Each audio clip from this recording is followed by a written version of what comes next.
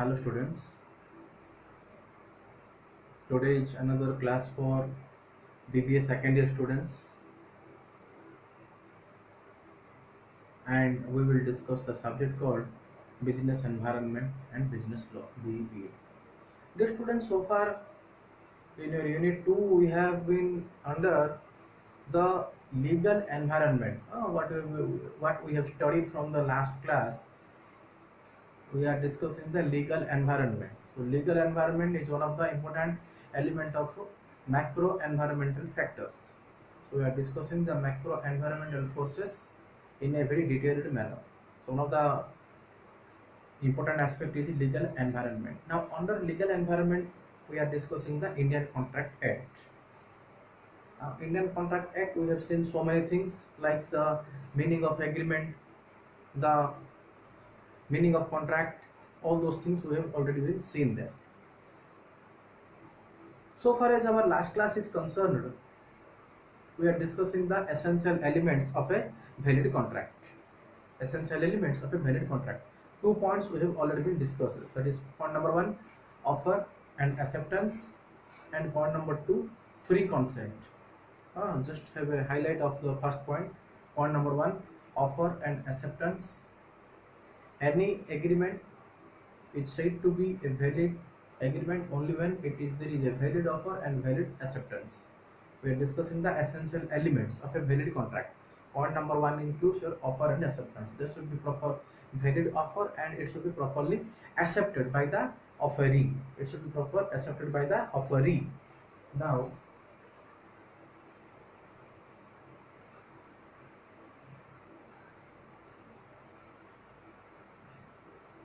two terms.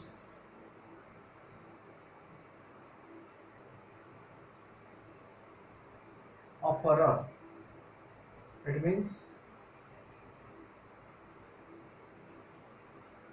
the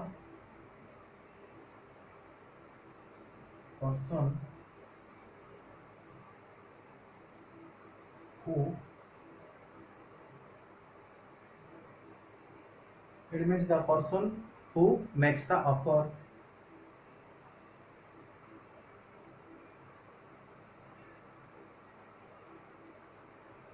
Offeree,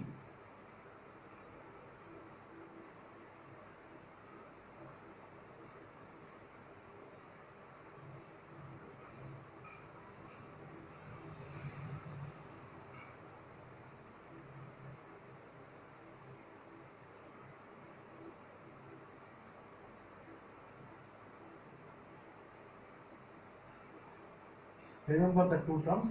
Offerer, it means the person who makes the offer. Offerer means the person who makes the offer.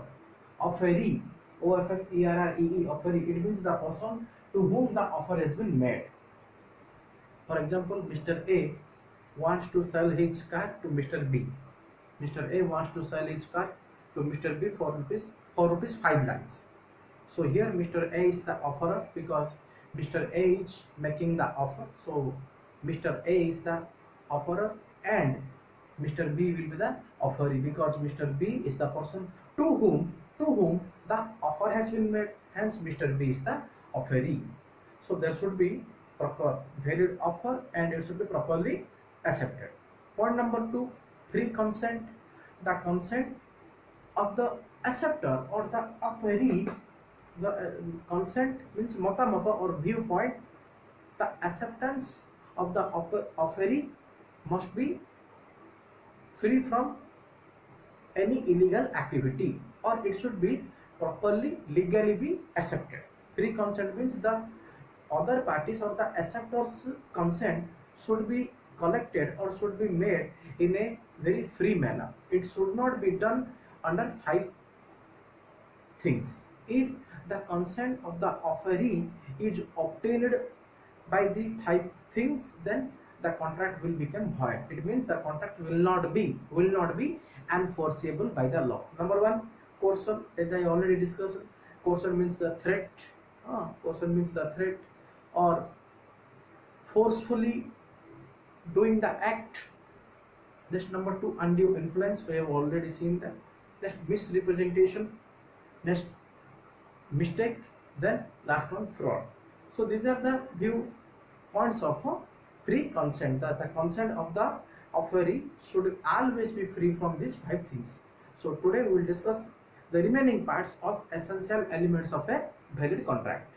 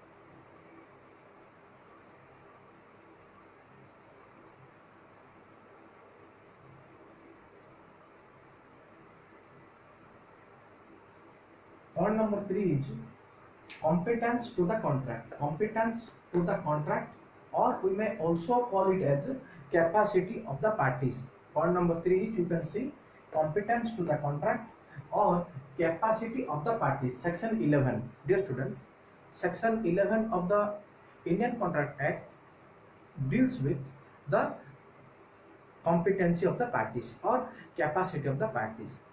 The TW, the two parties who are entering into the contract, will be the offerer and offeree, or offer and acceptor.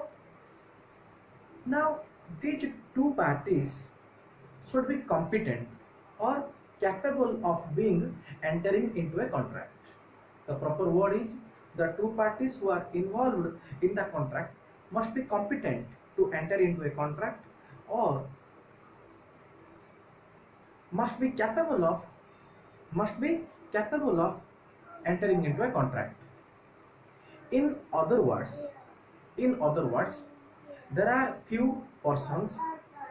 In other words, there are few persons who are what you can say, not eligible to enter into a contract. There are certain persons who are not eligible to enter into a contract. Generally, Section 11 deals with the 3 different categories of persons who are not capable of being entering into a contract. What are those 3 categories of persons? Number 1,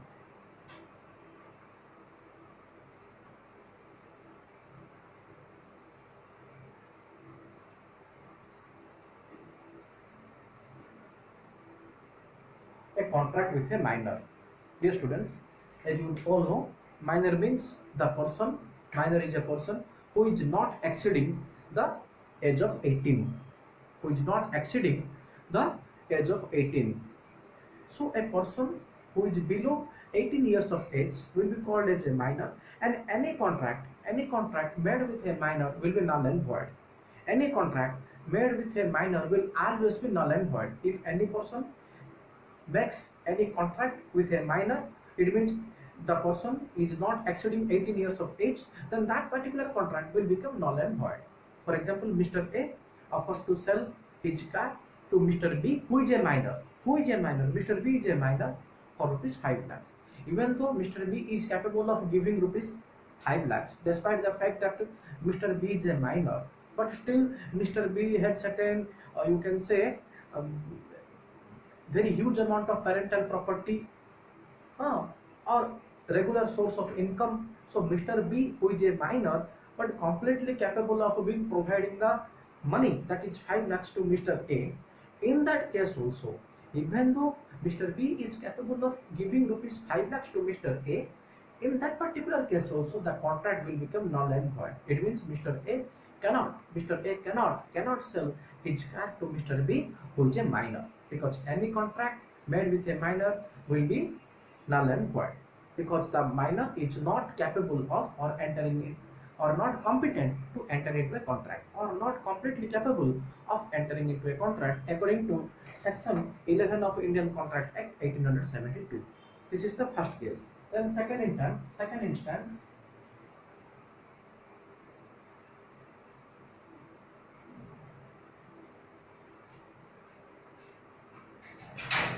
a person who is of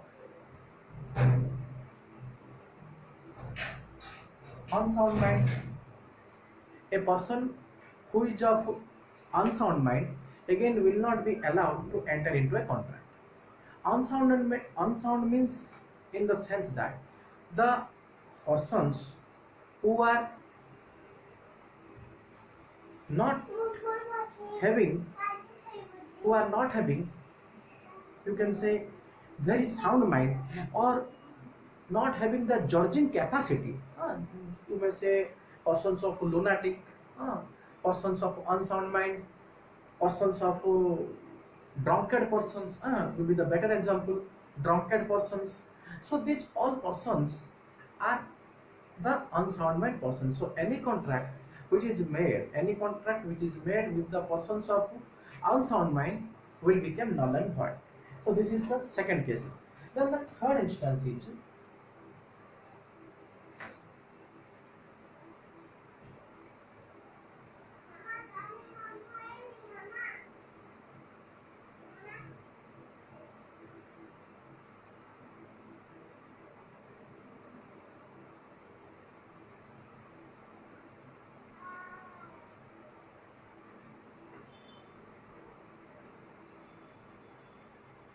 a person who is disqualified by the court of law.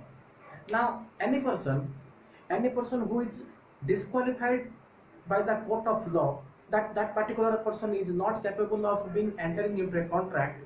That particular person is not capable of being entering into a contract will become null and void. There are certain persons in India who are completely disqualified from entering into a contract. The law has denied those persons to enter into a contract will be the persons who are disqualified by the law. Now, any contract made with some person will be disqualified. One practical example I just want to share with you regarding this point. Who is the person who is disqualified by the court of law? Dear students, prior to COVID-19 situation, there are heavy penalties imposed so far as your traffic rules is concerned. For running the bike on the road, we have to strictly follow certain rules. That is, we must have, or every person should have, one valid driving license. Every person should put his or show his certificates of registration, that is RC book of his or her bike. Just every person should provide the valid pollution certificate. Just every person should always provide the insurance certificate or third party insurance certificate to the traffic authorities. Now suppose one person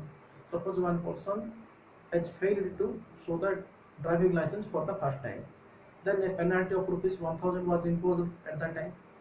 Suppose second time again the person has found red-handedly without DL. Now rupees 5000 will be the case, or 5000 will be the monetary compensation or monetary fine.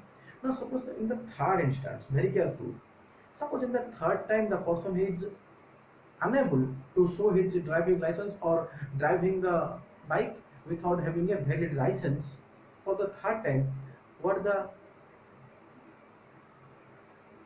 traffic authorities will impose on that person, or what the transport authorities will impose the fine, along with that particular person's driving license will be rejected for 6 months, because the person is intentionally for the third time driving the bike without proper license, or without proper driving license. So for the third time, the there will be certain monetary compensation. Along with that, the government will siege his DL for 6 months. Now, during that 6 months, the person will be disqualified by the law. It means the person cannot apply for a new DL in anywhere in India. Don't think that the person will go to any other state and apply for DL. No, because every DL is linked with Aadhaar card nowadays. Now, once the respective states of transport authorities uh, puts the Aadhaar card number of that particular person whose Aadhaar card or his DL has been seized on the system, it will show that this particular person's DL was seized for 6 months. Now, during the period of 6 months, the person will be disqualified by the law to enter into a contract. It means the person enter into a contract in the sense that that person cannot apply for new driving license. This is the case. So this is the third point, which deals with the section 11 of the Indian Contract Act. The two parties who are capable of entering into the contract must be capable or must be competent to the contract.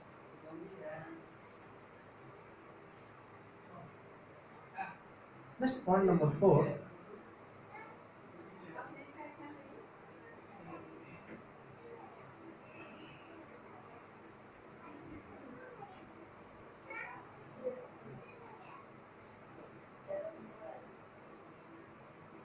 Lawful consideration. Dear students, this is a very important point. Section 2 subsection D.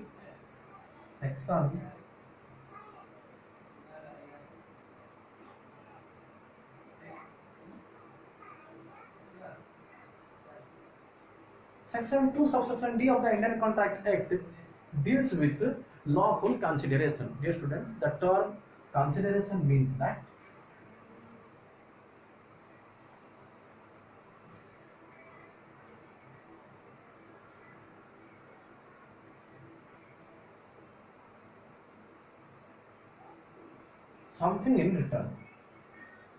something in return.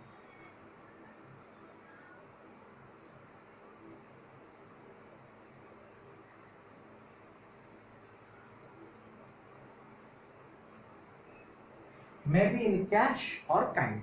Consideration in simple terms under business law means that something in return, maybe in cash or in kind.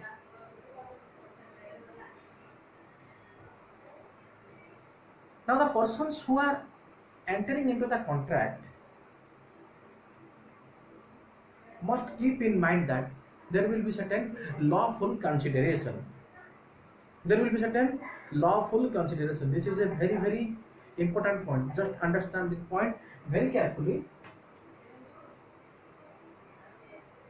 So, what I want to say you that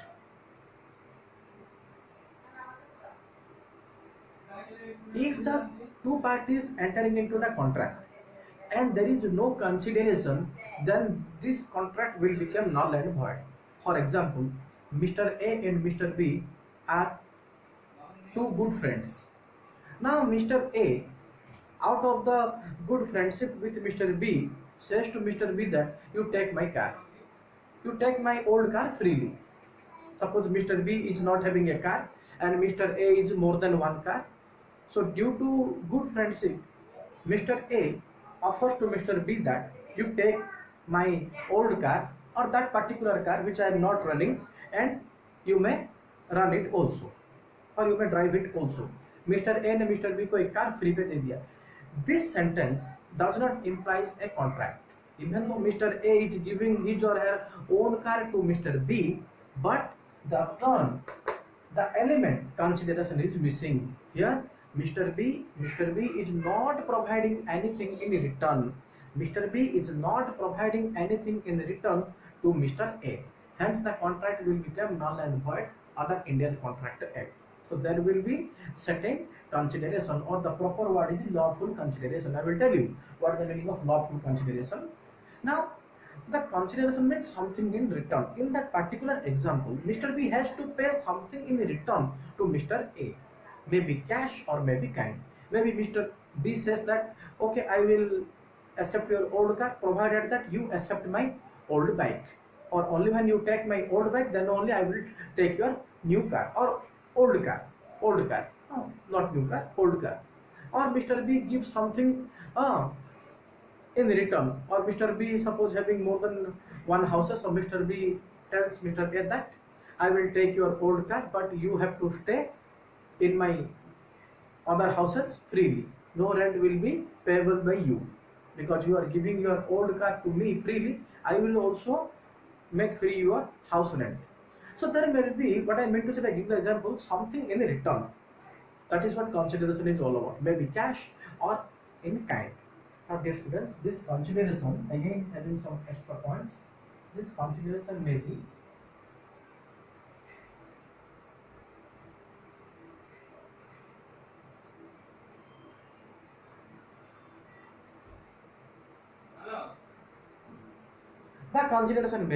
either past or present or future. Need not be always present. Generally we think that consideration means should always be at present. Mr. A is selling the car to Mr. B for rupees 5 lakhs. So Mr. B should pay the consideration amount, that is 5 lakhs, immediately? No. This is not always the present scenario. This is not always the present scenario. Consideration may be past, consideration may be present, or consideration may be even future. General cases, consideration is always at present only, but there are few cases also. If the consideration is past or present or future, then also the contract is valid contract. Past, if the consideration has already been paid earlier, this is also a valid contract. Future, Mr. A, present का तो very simple है, future का एक example दे देता हूँ. Mr A, same example, Mr A wants to sell his car to Mr B for rupees 5 lakhs. Mr B in reply told Mr. A that I will pay you rupees 5 lakh, but after 6 months. But after 6 months, not right now, because right now I not having sufficient amount of money. So after 6 months I will be make you the payment worth rupees 5 lakhs. So now at today onwards, Mr. A and Mr. B can enter into a contract where Mr. B says that I will pay you the consideration amount after 6 months. So they, from today only, they can also enter into a contract, and the contract is also a valid one, because in the terms of the contract say that the consideration is payable in a future. So consideration may be past, present or future, need not be at present. But in general cases, or most of the cases, we find that consideration is payable at present only.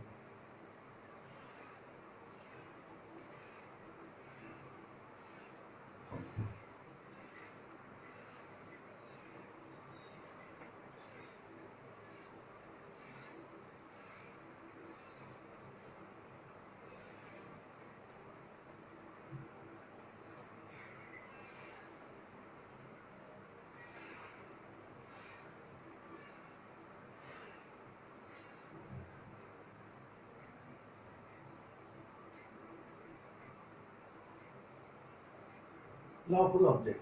Dear students, the object of the contract should always be lawful. In other words, any contract which is having certain illegal object or unlawful object will become null and void, or will not be accepted by the court of law. So the object of the contract should always be very, very clear, or very lawful or legal.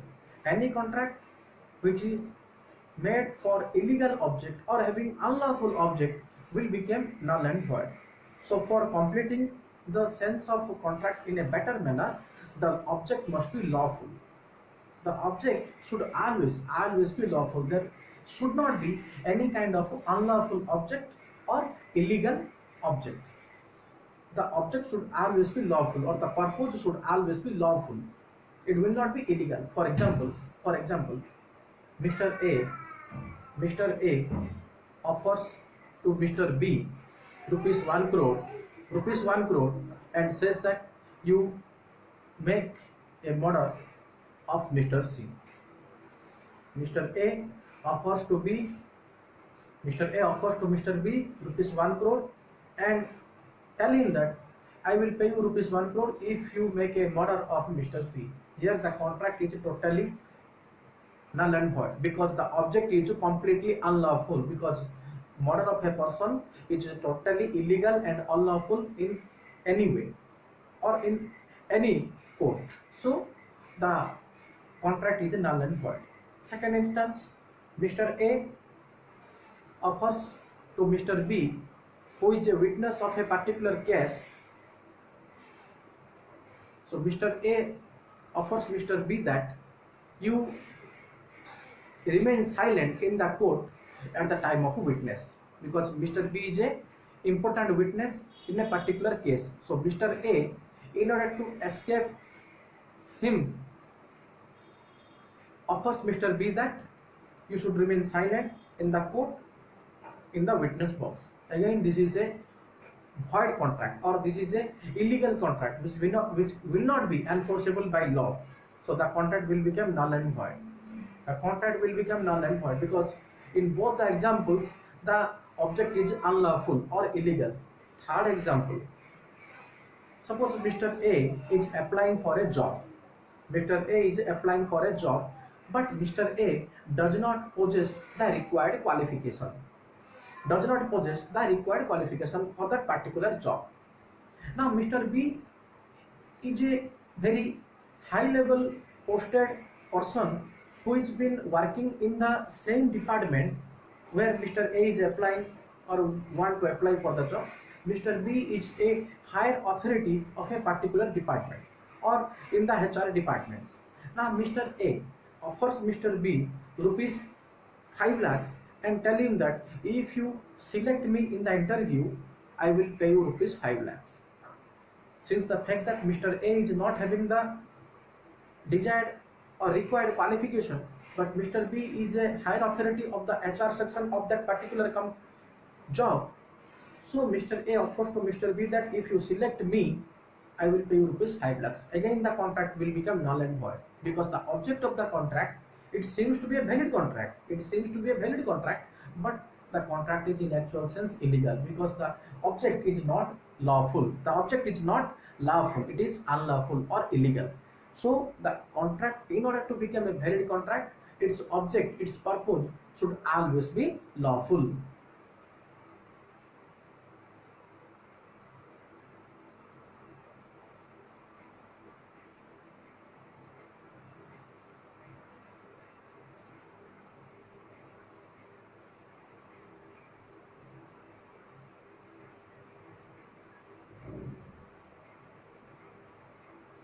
Possibility and certainty to perform. The contract, where both the parties are entering into the contract, the terms of the contract must be possible and certain.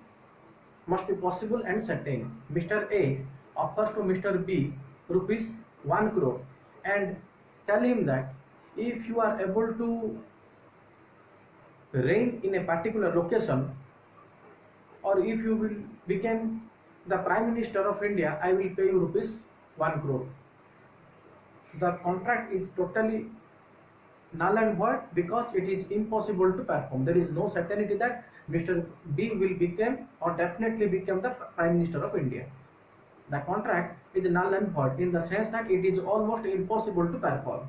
Or uncertainty. Mr. A offers to Mr. B that I will pay you rupees 1 lakh if you are able to reign today, right now, where we are standing or where we are sitting. Again, the terms of the contract is next to impossible because reigning is out of a natural factor. Human beings are absolutely don't have any control so far as reign is concerned. So if the contract is not possible to perform or uncertain, again it is null and void.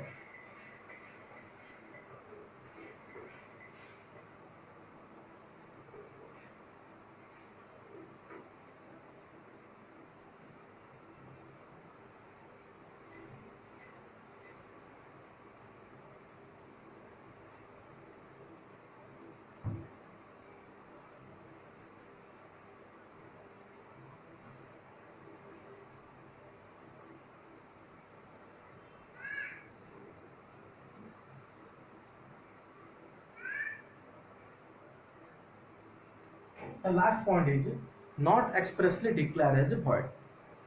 If the contract is already declared as void by the Indian Contract Act 1872, then such contract or entering with the parties with the contract will become null and void. That is, as I already told you in today's video, any contract with a minor, any contract with a person of unsound mind, any contract with a person who is disqualified by the court of law. Now, if the contract is expressly declared as void, then also we cannot make into the contract. So these are the 8 important or essential elements of a valid contract. Just go through today's video very carefully, properly watch the video, write down the notes that I will send you after the video, and if you people have any kind of doubt, we will discuss that in the Google Meet session. That's it in today's video. Thank you, students.